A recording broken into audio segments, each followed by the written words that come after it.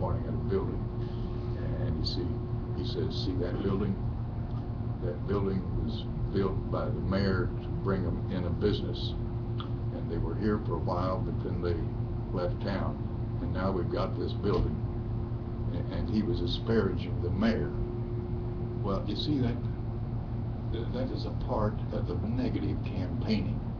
Instead of giving the mayor, whoever he was at the time, credit for bringing a business into town, and for the length that it was there, providing jobs and infusing income into the community, the guy saying, well, we got an empty building. Well, that kind of negativity is bad. If you can't say something good about your town, get the hell out of town. That's my...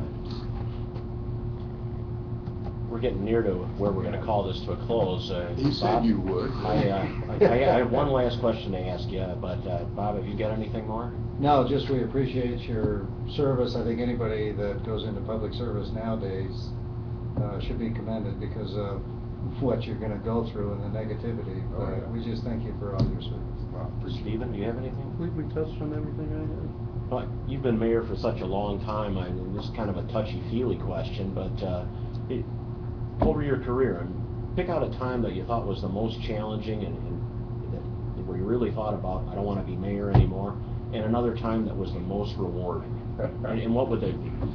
Well, we've had 2 or 3 major disasters. The tornado of 1982. We had property damage, $60 million, 10 people were killed, hundreds were injured. You were out driving around in that, weren't you?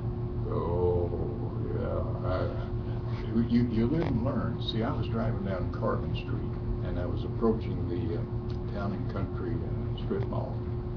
I had my car windows up, I was listening to the radio, and I just happened to look to my left. And I saw what I thought might be a tornado. Big like cloud sort of twisting. And I thought, boy, it looks like there's a lot of paper floating around in that thing. It wasn't paper, that was 4 by 8 pieces of plywood. So I thought, that thing is going to intersect me if I keep going, so I'm going to turn around. Well, I got to the strip mall. I pulled in to turn around, and that's when the tornado grabbed me. I misjudged its speed, among other things. Well, sir, I was airborne, and I had sense enough to realize that the windows were going to implode.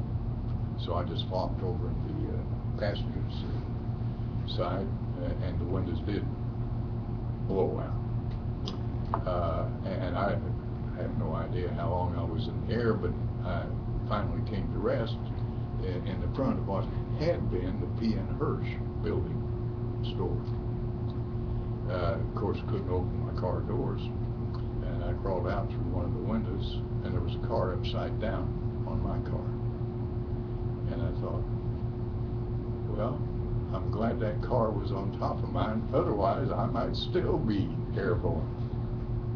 I walked out, deathly quiet, not a sound, nobody. I looked down at the far end of the mall, and there was a lady that worked in a sort of a old health supply operation, and she sort of waved, so I went down there, and she says, you're cut, you're bleeding here, come in to what's left, and I'll try to patch you up a little bit. And she did. She gave me some iodine or alcohol rubbing or something, and Band-Aids.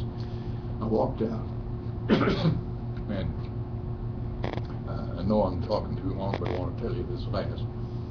No, go on. I walked out, and here came a brand new car, and it happened to be a Reverend Wall, who was and still is the apostolic minister. His church wasn't too far from there. And he rolled the window down and he said, Bob, is there something I can do? And I said, yeah, Reverend Wall, I need to get up to the city hall and try to get some control on what's going on. So he said, well, hop in.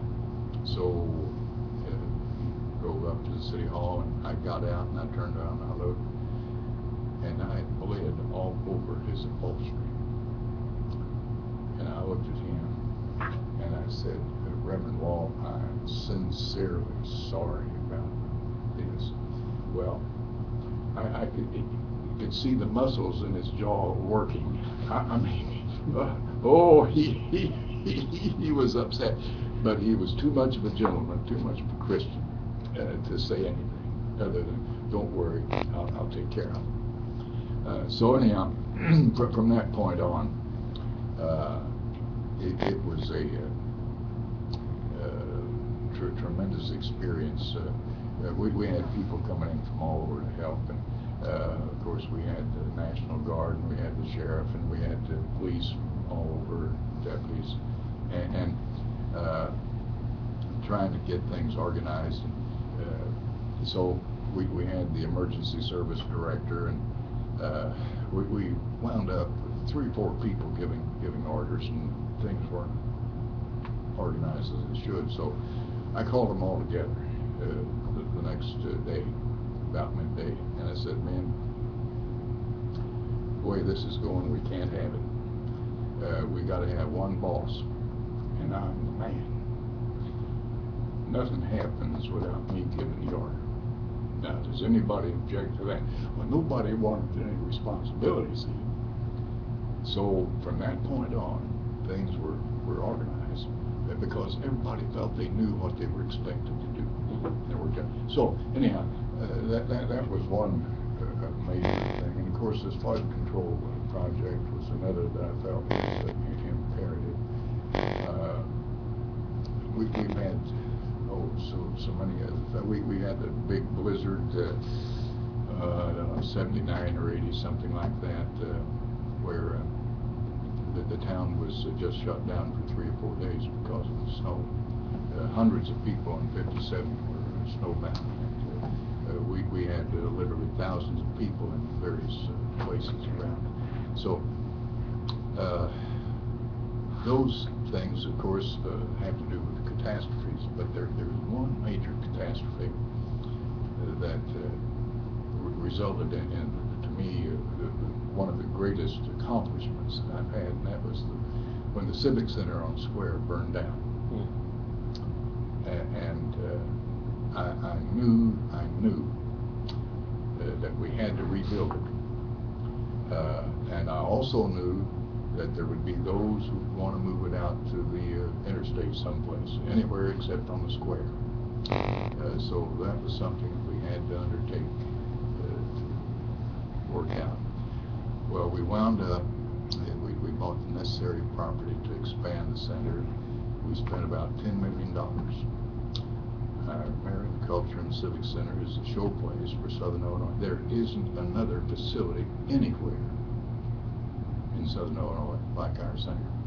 Traveling professional entertainers are always amazed to see a facility like that in a town of 17,000 people. I've said too much. Well, I don't think so. Thanks very much for your time, and you really want to be reelected as mayor, and you'd appreciate our endorsement if it goes that way? If you see fit to do that, I would appreciate it, yes. Still have a taste for being mayor. Well, what was it Colin Powell said about running for president? He says, I don't have fire in my belly, but I do. Well, thank you. It shows.